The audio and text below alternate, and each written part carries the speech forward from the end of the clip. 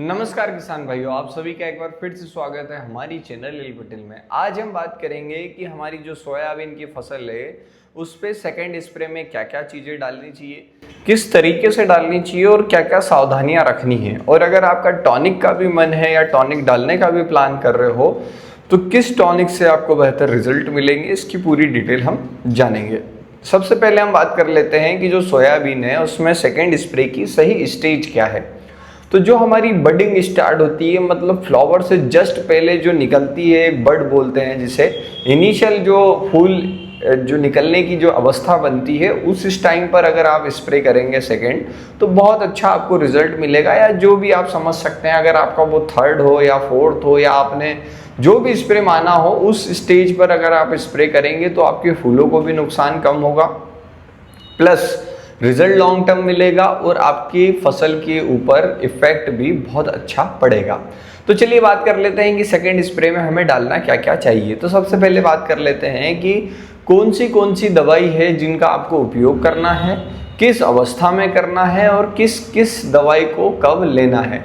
अगर हम बात करते हैं कि किसी किसान भाई ने पहले इमावेक्टिन बेंजोएट मतलब जो सिंग वाली दवाई है वो डाली है तो दूसरे में उसे नहीं डालना है। पहले में अगर आपने कोराजेन डाली है तो दूसरे में नहीं डालना है।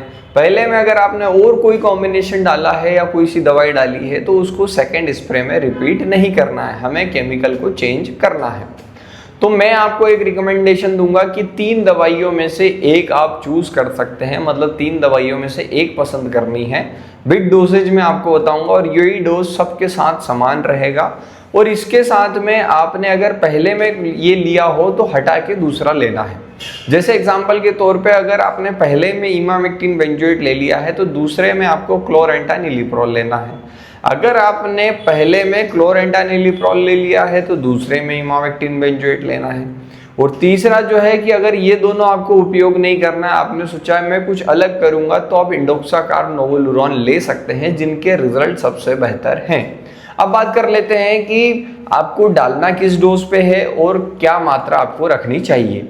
अगर हम बात करें इमावेक्टिन बेंजोएट अगर आपको डालने की अवस्था बन रही है और इमावेक्टिन डालना है तो 5% एसजी वाला जो है वो आपको 80 से 100 ग्राम प्रति एकड़ के हिसाब से यूज करना है। वही अगर हम क्लोरेंटानिलिप्रोल मतलब जो कोराजेन वाला टेक्निकल है उसकी बात करें तो 50 से 60 ml प्रति एकड़ के हिसाब से उपयोग करना है। अगर आप इंडोक्साकार्ब और नोवोलुरोन का कॉम्बिनेशन लेना चाहते हैं तो उसे आपको 250 से 300 ml प्रति एकड़ के हिसाब से यूज करना होगा। ये जब आप मात्रा यूज करेंगे तो आपको जो रिजल्ट है वो बहुत ही बेहतर मिलेंगे। और इनके साथ में एक आपको ऐसा कॉम्बिनेशन जरूर लेना है जो कि गर्डल बीटल को, स्टेम फ्लाई को, वाइट फ्लाई को कंट्रोल करने में मदद करे। साथ ही कहीं कहीं पर एक सिल्वर बीटल भी दिख रहा है जो कि काफ़ी ज़्यादा अटैक कर रहा है, उसे भी कंट्रोल करने के लिए आपको एक कॉम्बिनेशन इसके अंदर, जिसे आप मच्छर मार भी कह सकते हो, वो ऐड करना है। ये तो आपको 3 में से एक दवाई लेनी ही लेनी है, उसके साथ में ये ऐड करना है और लगभग सभी को ऐड करना है। उसमें जो है सबसे अच्छा कॉम्बिनेशन मुझे जो लगा वो है एसिडामेप्रिड 25% और उसके साथ बायोफेंथ्रिन 25%। उसके 2 कारण है, क्योंकि ये जो है आपके गर्डल बीटल को भी मारने की कोशिश करता है, वहीं आपकी जो लूपर्स लगती है, जितने भी लगती है, उनको कॉन्टेक्ट पॉइजन में बहुत अच्छा मार देता है। तो ये जो केमिकल है ये यूपीएल का आता है, उसका नाम भी आप देख सकते हो, या फिर ये सॉल कंपनी का आता है और भी सारी कंपनियों का आता है। अगर आपको ऐसा लगता है कि नहीं मुझे ये उपयोग नहीं करना है, मेरे को दूसरा कोई सा उपयोग करना है, तो आप एक काम और कर सकते हैं, पायरॉक्सीप्रोफेन के साथ बायोफेंथ्रिन का जो कॉम्बिनेशन आता है उसे भी ले सकते हैं। अगर हम इसके डोज की बात करें तो इसका जो डोज है वो लगभग आपको पड़ेगा एसिटामेप्रिड 25% और बायोफेंथ्रिन 25% का 100 ग्राम एकड़। वहीं अगर हम पायरॉक्सीप्रोफेन और बायोफेंथ्रिन के कॉम्बिनेशन की बात करें तो उसका लगभग आपको 200 से 250 ml प्रति एकड़ के हिसाब से यूज करना होगा। लेकिन आपको मच्छर मार के साथ में ईल मार का कॉम्बिनेशन जो है वो लेना ही है। उसके 2 मुख्य कारण है, क्योंकि हमारे यहाँ पर एफिड्स भी काफी ज्यादा दिख रहे हैं, प्लस व्हाइट फ्लाई का प्रकोप भी नजर आ रहा है।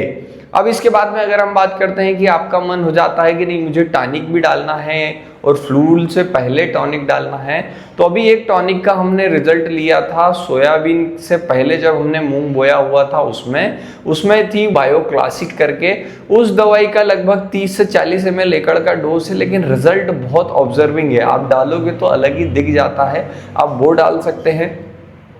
अगर आपको ऐसा लगता है कि नहीं वो नहीं डालना है, कोई दूसरी डालना है, तो आप उसमें ह्यूमिक एसिड 98% का कॉम्बिनेशन डाल सकते हैं, मतलब जो ह्यूमिक एसिड आपको मार्केट में मिलता है। इसके अलावा मैं ज़्यादा चीज़ें रिकमेंड नहीं करूँगा, क्योंकि जो सोयाबीन है उसके ऊपर बहुत ज़्यादा दवाइयाँ डालने से नुकसान ही पड़ता है। तो इस तरीके से आप कॉम्बिनेशन अगर आप लेंगे तो आपको बहुत अच्छा रिजल्ट मिलेगा। सेकेंड स्प्रे आपका बहुत ही सुपर रहेगा।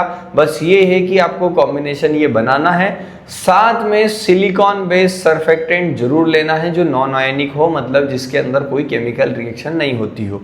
मतलब सीधी सी बात है, सिलिकॉन वाला सर्फेक्टेंट या सिलिकॉन वाला चिपकू जो है वो उपयोग करना ही करना है। इस तरीके से अगर आप डालेंगे तो आपको बहुत अच्छा रिजल्ट मिलेगा और आपकी जो दवाइयाँ हैं वो 100% काम करेगी। और सीधा थर्ड स्प्रे, मतलब जब आपकी फूल से फली बनने से पहले जो रवे वाली अवस्था है उस तक आप जो है वो पहुंच जाएंगे, और उस पर हम थर्ड स्प्रे आपको रिकमेंड करेंगे कि उस पर क्या डालेंगे जिससे आपको सबसे बेहतर रिजल्ट मिलेगा। तो यही सब कुछ है सोयाबीन में सेकंड स्प्रे करने के बारे में। आपको वीडियो कैसी लगी कमेंट करके जरूर बताएं और सभी किसान भाइयों में शेयर करें। बाकी वीडियो देखने के लिए धन्यवाद।